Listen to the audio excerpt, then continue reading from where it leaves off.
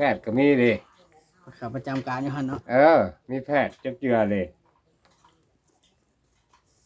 อันนี้ก็เป็นจังได๋แล้วนี่ก็เนาะอันนี้คือที่นั่นเฮิงแบบมันก็ช่างแล้วแหละนี่ทำเหมือนกว่านี่ก็ยังมีกว่าอีสบายนี่ไปนะหั่นน่ะเพราะขอญาติบักคำน้ำลูกน้ำหลานผู้กินขี้ตัวเองก็ยังมีเข้าไปสิว่าเพียงคันเช่าให้ก็ดีอยู่ได้ เช่าแล้วคนทำนี่เช่าคันเราบ่เป็นแนวอื่นนะ6 เดือนนี่มันก็เดี๋ยวไปเบิ่งมันก็เปลี่ยนปรับแล้วของกำหนดมัน6 เดือนคันนั้นเฮาอัน3 เดือน6 เดือนบ่6 เดือน3 เดือนบ่มีดอกเขาให้6 เดือนเดี๋ยวคันว่าเจ้าบ่นั่นเด้อเจ้าก็ไปต่ออีก6 เดือนพอดีลืมเลยลืมลืมเลยนะลืมพอสูบอยากสูบยาพุ่นแล้วคนสิลืมเจ้าสบายเลยเพราะว่าไปเยี่ยมกับเพิ่นบ่ได้ถ่ายดอกว่าบ่ได้ถ่ายเด้ไปเยี่ยมถ่ายรูปถ่ายห้อยนี่ถ่ายคลิปพุ่นแล้วจังหวะถ่ายรูปน่าจะได้ถ่ายรูป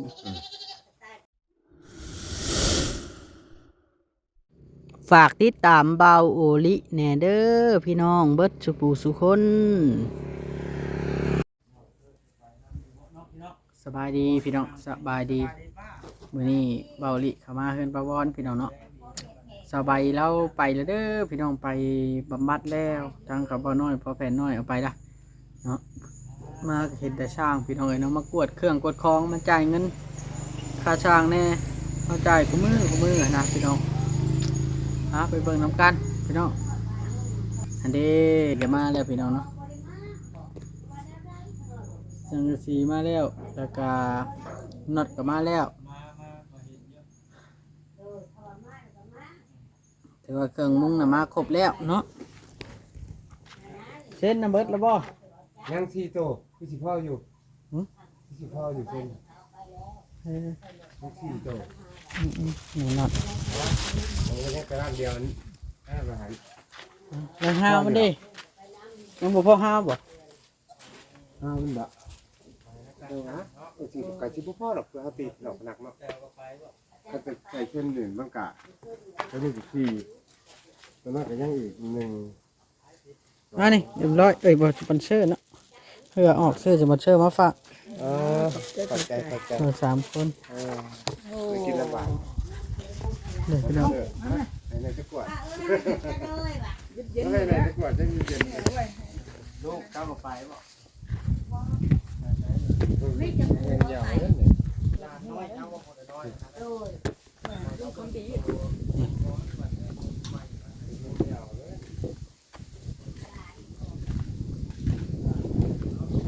ได้เป็นไงเอา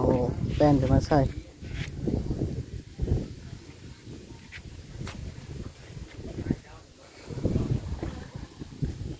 ตั้งเส้นให้มันเอียงกับอันนี้เดี๋ยวเขาจะเฮ็ดอมเสาน้ำจะได้พี่น้องแป้นน่ะเป็นไงเอาเนี่ยตัวมันแข็งแล้วน่ะขึ้นมาใส่เอาสิไปซื้อเติมแล้วขอเหยียบยังไม่ตั้งฝนกบ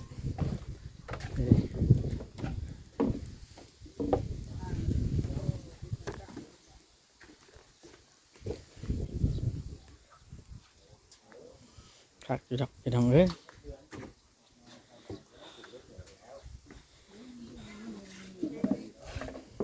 แสดงว่าได้อมเสาเบิดบ่นี่ช่างทางนอกก็ได้อมเนาะโอ้ก็คักแล้วเฮงงามบาดนี่โอ้เป็นนลิช่างนี่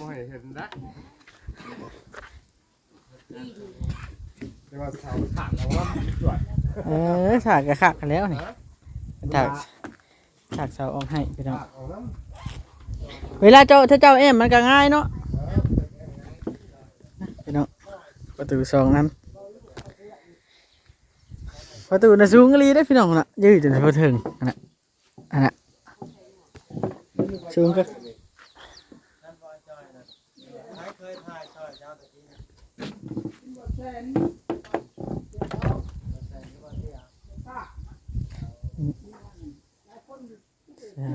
1 2 3 4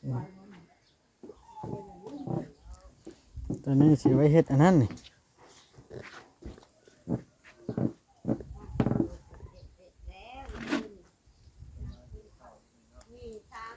คักอยู่ดอก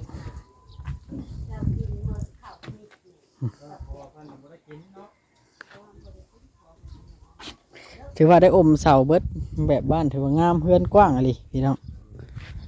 งามงามเฮือนกว้างอืม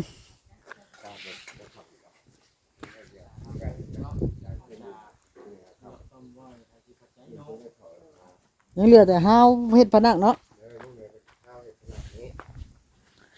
เจ้าอันนั้นแทกเบิ่งเจ้าสิใส่ลูกดิ่งนี่ลูกดิ่งนี่จักหน่วยจักอันเจ้าวัดให้เฮานี่เด้อใส่จักหน่วยล่ะจักเส้นน่ะ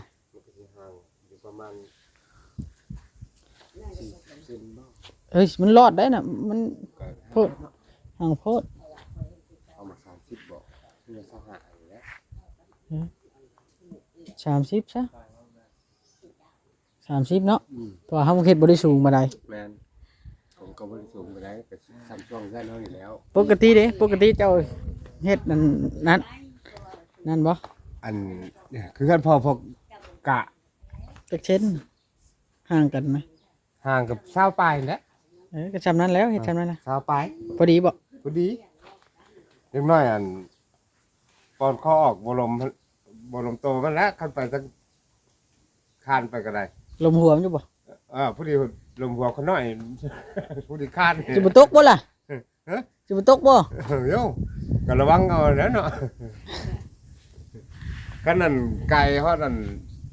คันละ20มันก็สิทีโพดเลยมันเซาหานี่แหละ สาหะ แท้กัน ไล่เบิ่งมันเบิดจักหน่วยเบิดจักมัดหนึงมันมีจักอันน่ะ มันก็สิจักโตมันนึงก็บ่แม่น10บ่ก็ลืมแหละพ่อก็เอามาใส่อยู่เดือนหักลืมแล้ว มันหนึ่งละ เอามีแต่ว่าอัน เอา แท้ อยู่ว่าเราทายบ่ได้น่ะ แท้เบิ่งแล้วเฮาจังสิสั่งเขาเฮ็ด เอาไปช่วงให้จังไปเขา เพราะว่าเฮาบ่อยากได้สูงปานใดเฮาตีทอนลงมาอยู่เด้ แม่นแหละ จักหน่อย ใส่กันขาดฟันลงมา มันสิเป็นหอม เอาขึ้นประมาณหมู่เมื่อเบิ่งอยู่กันพอกันมันเท่าไหร่กันแท้ เมื่อแรกสิเบิ่งก่อนก็ลืมไป หมอว่าเอาไปจะไปดูส่งเขาให้ลูกเอาเอามันสิ้นจังไปไอ้มือจังไป เมื่อสังเกตมึงก่อน ยังบ่ได้อันนั่นบ่ลูกเจ้าก็ได้มานั่งก่อน ยังบ่ทันออกมา นี่ลูกแล้วยังบ่ได้ออกมาเด้บ่อยู่บ่อนเดียวกันนะ ยังบ่ทันออกมาจะว่าเมื่อมื้อหนึงสิไปส่งเขากันอยู่บอกบ่ได้ไปเป็น10กว่าเด้บ่ได้ไปส่งเขาบ่ได้ไปเยี่ยมเพิ่นนะเข้าไปแล้วก็ ไปอยู่หมู่เดือนนี่ก็คือเปลี่ยนเลยน่ะ เปลี่ยนเลย มันมวยมันอยากออกป่ะจ๊ะ บ่คนมันก็เปลี่ยนรถของแล้วมันยาเขาก็ไม่สูบเนาะกาแฟก็M100เขายังไม่กินนั่นนะก็ขายกินอยู่น้ำหวานแบบนี้แหละกับนมทำต่อขนมมันแล้วให้กินอยู่นั่นน่ะมันก็คนบ่ได้กินของเมามันก็ช้างเลยเนาะ มันคนเมาชื่อ ของคนเมา ไปมันเหยตอนนั้นไปเขาก็ให้กินยาแน่เด้เขาก็มียาให้กิน แพทย์ก็มีดิ ขาประจำการอยู่หั่นเนาะ มีแพทย์เจือเลย อันนี้ก็เป็นจังได๋แล้วนี่ก็เนาะ อันนี้คือที่น่าเฮิงแบบมันก็ช่างแล้วแหละนี่ทำเหมือนกว่าผู้กว่านี่ก็ยังมีกว่าอีสบายนี่ไปนะหันน่ะเพราะขอญาติบักคำน้ำลูกน้ำหลานผู้กินขี้ตัวเองก็ยังมีเข้าไปสิว่าเพียง คันเช้าให้ก็ดีอยู่ได้ เช้าหันแหล้ว คนทำนี่เช้า คันเราบ่เป็นแนวอื่นนะ 6 เดือนนี่มันก็เดี๋ยวไปเบิ่งมันก็เปลี่ยนปรับแล้วแหล้วของกำหนดมัน6 เดือนคันนั้นเฮาอัน 3 เดือน 6 เดือนบ่ 6 เดือน 3 เดือนบ่มีดอกเขาให้6 เดือนเดี๋ยวคันว่าเจ้าบ่นั่นเด้อเขาเจ้าก็ไปต่ออีก 6 เดือนพอดีลืมเลยลืม โอ้ย ส ลื บาม เลยนะลืมเพอสูบอยากสูบยาพุ่นแล้ว ของคนสิลืมสบายเลย เออ เพราะว่าไปเยี่ยมกับเพิ่นบ่ได้ให้ถ่ายดอก อ๋ ว่า อ บ่ได้ให้ถ่ายเด้ ไปเยี่ยมถ่ายรูปถ่ายห้อยนี่ ถ่ายคลิปพู้นแล้ว จังหวะ ถ่ายรูปหน้าจะได้ถ่ายรูปกับบ่ได้ใช้กับมือ ใช่ ใช่ว่าออกมานะ ใช้ออกมาผลใช้ก็พุ่นละเจ้ารู้จักความคนอันนั้นปกตินี่แหละพุ่นละ เขาเพิ่นจังบ่ใช้บัดนี้กับมึงไปใหม่ๆนี่เดี๋ยวก็ใส่แล้วแหล้วไปกับเขาก็กลับแล้ว ใส่กระโหลกไว้ อย่าไปกวนหมู่นั่นเด้ กวนพูดมันดีจังพูดมัน เอ ดี อพวกมันเศร้าพวกเขาเศร้าแล้วแล้ว เขาตีเนาะ เอ เขา อ อดบ่ได้ดิ คุณเรียกหมู่แล้วเว้ย เคยบ่เคยแบบว่าเขาตีกันใน มีคือกัน เออ มี ย่านชาวใบ เงามันสิไปโคมหมู่มันสิ ย่าน ไป นั่นคือเขาตีกัน เออ โกหมู่มันเราเป็นคนเสียสติยังบ่ได้ว่าเนาะ มันไปสิโบสิเบ้นั่นนะ แม่น บ่ที่เขาสิตีกันก็มี หักไปก็มียิงมันก็อยู่กับมียิงเราก็ห้องไปห้องมัน ใครอยู่กันแบบนั้น ห้องมียิงเขาก็เอาไว้จะมียิงแล้วก็ผู้นักเอาไว้บนผู้นักผู้เบาแน่เขาก็ออกไปไว้บนหนึง สรุปแล้วตะปูม่วงเนาะขับผาเนาะ อืม นอนน่ะค่อยเอามาได้น่ะนอนยิงสังกะสีน่ะ เอามาแล้วบอก หาถุง เออ น่าจะพอถ้าพอเฮาไปซื้อไหม สิบพอ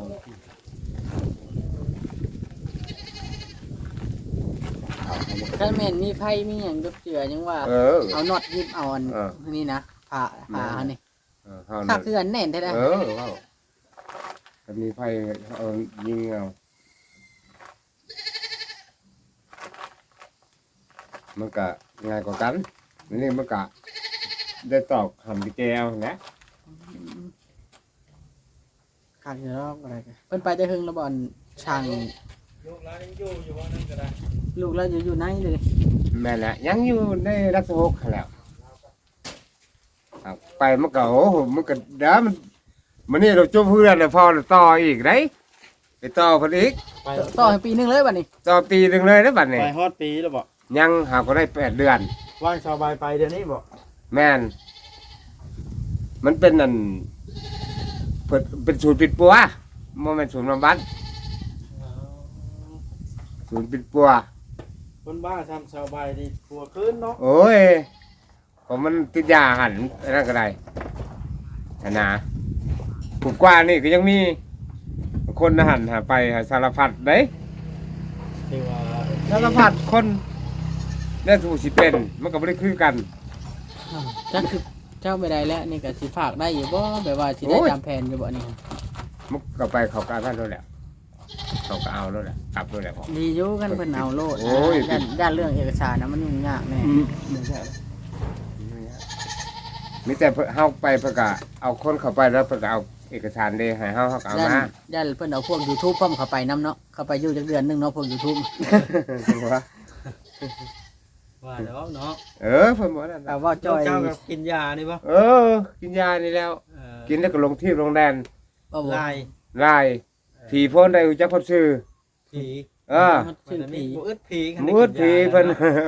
ผีอยู่พ้นนั่นพ้นนี่รู้จักคนชื่อมัน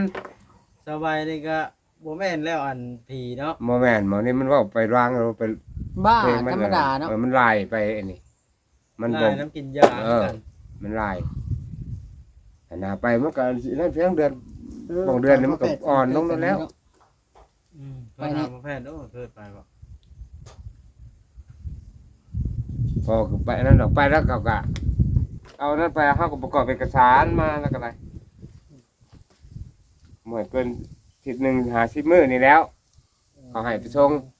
เอกสารนะ ฉันก็บ่จักแนวแล้วเอาคนไปขังที่ เอ ซื่อ อ เนาะ คนประกันก็คือบ่มีผู้ประกันบ่มีใบไปสั่งมายั่งมายืนเขาแล้วหาเป็นหันเป็น บ่ นี่ นาย มา ไปใช้จะบ่นาย ไปปล่อยแว่บ่ไปที่ใด เออ ไปปล่อยแว่ บ่องเยี่ยมยังบ่ได้ตั้งบ่องเยี่ยมเนาะ ยัง ตั้งละท่าสีให้ก่อนนี่เด้อกัน อันนั้นน่ะ อืม ท่าสียังตอนแรกๆถ้าเจ้าก็ท่าสี เออ พอเขาตั้งแล้วเขาท่าสี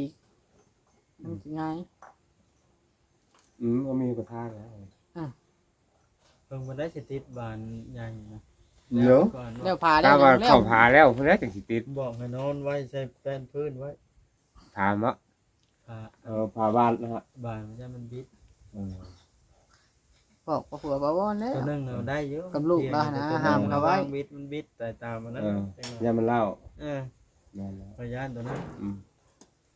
แท้อยู่ในก็ว่างอยู่คอยบอกให้เอาเข้าไปนอนอยู่พุ่นแล้วนี่ฮะนั่นเต็งไว้มันเที่ยงมันก็บ่เป็นหยังหรอก เอานอนมันเจ็บ เออ ใช่ จักสิให้บอกจักเถื่อเนาะ นี่ เราได้เอาตัวนี้ไปห้องชามญาติในครั้งนี่ เออเขา เนาะ แม่นน่ะแล้วเขาก็กาย กายละเต็งไว้แบบ เอ นี้ อเขาก็เอาซ่อนกันขึ้นก็ได้ ซ่อนกันไว้เลย แมลงก่อนก่อน ไว้วันนั้นโอ้ยแดด เสียงลงไว้ ลมแดดลมเล่าไปทุกที่เลย หาในห้องคือจะเว้าค่ะ อ่า แล้วก็สิปู เข้า ลง มัน อยู่ บ่แจ็บมาแล้วมันสิได้ชื่อใบไหม อ่ามั มันเข้าบ่ได้ มันก็ยาวเนาะยาวดีมันก็ซ้ำเพื่อนหลังใหญ่เพิ่นได้ก็เห็นมาเนาะ อ่า อันน่ะแต่พอปะว่ามันก็ซ้ำเพื่อนหลังใหญ่เพิ่นนี่บ้านนี่มันเพื่อนก็แป๊ก แม่นบ้านมันคักเด้ โอ้ มันยาวมันโยง มัน เนาะ ยาว คักแล้วทำ เฮ็ดไปเฮ็ดมามันงามเนาะ เฮ็ดไปเฮ็ดมามันงามเด้เพราะว่าเฮาเอาเสาเข้าในเบิดได้บัดนี้ ชาวเขาในหมอยโพเอาแล้วเขาก็เอาไม่ลูกตั้งเขาแล้วไปจับเหลี่ยมบนผาเขาจอดเลย อืม อาศัยมันจับกับไม่ลูกตั้งแล้ว ครับเป็นช่าง พอเห็นเป็นพอเห็นได้ ผมเคยเห็น คือว่าให้เขาเฮ็ดได้นั่นแหละเขาเอิ้น แม่ ว่าน เป็น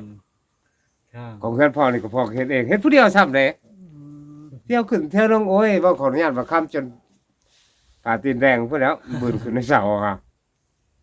ของไม่6 เมตร 50ช่วงสั้นๆมันนะเพื่อนพ่อนะ แม่นเลย แล้วก็มาผูกเชือกดึงขึ้น ไม่มันได้ ผูกไว้ สากไม่ แล้วก็มาผูกโซนั้นดึงขึ้นของคนผู้เดียวได้จ้ะ มันละทำประกันไม่ได้ ไม่ สาก นี่มันไม่มาตร เนาะ ฐาน อ่า ไม่ของเรื่อยมันแน่นอนอยู่แล้ว ไม่มันได้แบบ คันเขาไปจ้างเขาเรื่อยบัดติดหม้อเขาก็เอามาให้ก็มีเนาะเขาจ้างเรื่อยนะ อันนี้เขา อันนี้ไม่ของเรื่อยมันบ่ไม่บ่พันตลาดมันเขาก็ทิ่มแล้วเขาบ่เอาดอก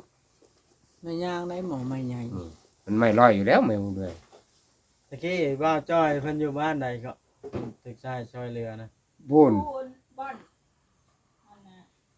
สมุนไพรบ้านนุ่ง อ่าบ้านหัวผาย เก็บชื่อไรอยู่นะ มันสิอยู่ได้รักษานี้ เอออยู่บักใหญ่นี่ไผบัก อยู่ห้วยบักนี่อืม ข่อยเคยไปอยู่นะ บ่ ครอบครัวเขาน้องเดือนน้องเด่นอยู่หัวพาย อืมหัวผาสักปลายบ้านหนองเป็ดพี่เด้อว่า ทางน้องเป็ดพี่บ่ ทางนี้แล้วกันหัว เอ ผา อย เป็ดเนี่ย ทางเข้าในบ้านตู้พายอะนะ ถ้าเขาบ้านหนองเป็ดในบ้านหนองน้อยอะ จักเนาะเจ้าไปทางนั้น โอ้ยก็พ่อนี่ไปกู้อันไม่แน่นเขื่อนผายนะ หนึ่ง ไปตัด เอารถไม่แกเอาคนมาถิ่มในโปบ้านหุเย็นบ้านขอนแต้แหละอันเก็บไม้ออกจากผายเขื่อนนั่นแล้วผายห้วยบักผายห้วยบัก ใครอยู่คุยฮะ อยู่สุยห้วยบักนี่ เออ ซอยเลยก็เอา มันขอนแต้นี่ บดหันขายหาเศษกี่ ตัดหยังก็ใช้จักเร่งขึ้นรถบ่ได้นี่ง่ายดีเนาะ อืมไป เล็กตัดจานเทิดก็ตัดง่ายอยู่ได้ แล้วเราทิมใช่ ทั้งแล้ว อันนั้นแจ็คสตินนี่ บ่เล็กตัดนะ เออ ดึงก็ภาคทางธรรมะก็ปวด เออ ผลของเขาของกูหักแล้วเองไข่แขวคนดีๆเนาะ เฮาเฮ็ดนั่นผนักเป็นหยังแล้วก่อนเฮาจะเฮ็ดอันใดเนาะ เออ เพราะเฮาต้องได้ก่อแทนมันก่อนหรือถึงแทกมันบ่ แทนมันเอาแทนเขาก็จังแทกขึ้น ดินบล็อกนี่แหละเฮานั่น เขาก่อขึ้นจักหน่อยสิผมมันกับบ่ได้สูงไปเรื่อยๆกันเลยเนาะ อืม มันหอดว่าหาคันนั่นแล้วดีประมาณนั้นแล้ว แล้ว หาคันว่า3มันก็สิบ่ได้ดอก จ่อโพดเนาะ มันสิเจาะหาพอดีเงินซำนี่ ได้สามนะ บ่นะมันจ่อ เออ คันสิก่อแทนมันขึ้น ข้างกันแล้ว เนาะ3คันมันก็สิซ้ำอันนี้ขึ้นได้ดอกลูกต้องหาแล้วระดับนี้นะเอาบ่ฮอดดอก7หา7สิทีโพด สรุปแล้วเอาขึ้นทางใดล่ะ จังได๋แม่ถ้าแม่เพิ่นว่าจะขึ้นทั้งพี่ เป็นหนึง ไปขึ้นตั้งหนึ่งวันน่ะ จะขึ้นทั้งหน้าบ้านทั้งพี่ กูบอกก้มก็ไปจากรอดตลาด อันนะ ให้รอดให้หยังบ่คำบ่ได้ให้รอ ขึ้ ด นนี่มาจากที่ก็ อ่า ขาคือกัน เขาบ่ได้ใครเข้ามาขึ้นอยู่กลางไหน เออ มันอยู่พุ่นไหนกันอยู่นอกบ่ได้ ทั้งที่จริงนี่ ขึ้นทางนี้ คันคือพอนี่พอขึ้นพี่ อ เพราะว่าเขา ก็ละ เพราะว่าเฮาก็ตายขนาดที่นี้เนาะเฮาปฏิเส้นขึ้นไปเห็นหลังคาแหน่ อืม มุงหวยมันทำชานอันนี้บันไดนี่ แม่น นะคันเห็นได้มากกว่าเฮ เขาก็ย่ามันดอกเนาะถ้าฝน แม่นแล้วเขาก็ได้มุงแล้ว เขาก็มุงลงไปเห็ด ขึ้นทั้งนี้ล่ะขึ้นทั้งนี้ล่ะ เห็ดเงือบถ้าเห็ดพุ่นมันก็จะได้เห็ดใส่ข้าวลอยลงไปที่แล้วเป็นมาแล้ว แม่น นะ ให้ทั้งนี้ก็ได้ให้ขึ้นทั้งนี้ก็ได้ แล้วผัดแทกทุกพอหรือขึ้นที่แล้วเดี๋ยวตัดออกมาเอามองนี่ก็ได้เนี่ยมันก็กว้างลงไป แม่นคือจะว่า ตัวนี้เอาเอามาก่อแท่นใส่หมองนี้ คือบ่ขึ้นข้างนั้นครับทางประตูนั่นนะ พ่อแม่เราบอกจะขึ้นทั้งหน้าที่ว่า ก็ขึ้นทางนั้นแล้ว มันจังย่างมาตามทางแล้วขึ้นเลย พ่อแม่เราบอกตรงนี้ บ่แล้วมันผัดสิได้อันนั้นคือแล้วว่าที่ ขึ้นทั้งที่เขาแบบจะได้เห็ดใส่ข้าวลอย สิลอยลงพุ่น ตัดมาขึ้นยานนี้ ตัดออกเลยมาให้ขึ้นยาน เดี๋ พี่ ยวตัดตัวนี้ออกมาขึ้นลงนี่ออก เราขึ้นตัวนี้ก็ได้ นะบางคนเขาก็ไปอยากรอดตลาด รอดถึงยังล่ะ หันก็ไปรอดแล้ว คลิป แปล นี้ ว่า สิได้จบคลิป ถ้า ส ว่า นี้ แล้ว เดี๋ เดี๋ ย ยว ว เนาะ มันจะตัดออกตัวนี้ นั่นนี่ลูก ตัดออกตัวนี้แล้วก็มาขึ้นเอาตัวนี้กว้างเกิดเล็กๆเข้าไป แม่นผมมาถ่ายคลิปเลย มันก็คักกันนะ ได้อยู่ดอก ไม่หมักหนาๆนึงเนาะขับโคตรแล้วตีแป้งใช้ไว้แข่งกันเดย์แล้ว เอาขึ้นทางใดก็ได้เบิ่งตามความเหมาะสม ขับคือกันมองหน้าหัวทางกับแบบคือกัน แต่ว่าเขาต้องได้ตัดออกได้ตัวหนึ่ง สองตัวก็ยังได้คือว่า แม่น ต่อมาแล้ว สองตัวพอดีเนาะ ออกของตัวนี่ครับมาเอาตัวนี้ แม่น มานี่ก็กว้างเติบเลย กว้างแล้ว โอเคบัดนี้พี่น้องเอ้ยเนาะจังได๋ก็สิได้ ดีนะครั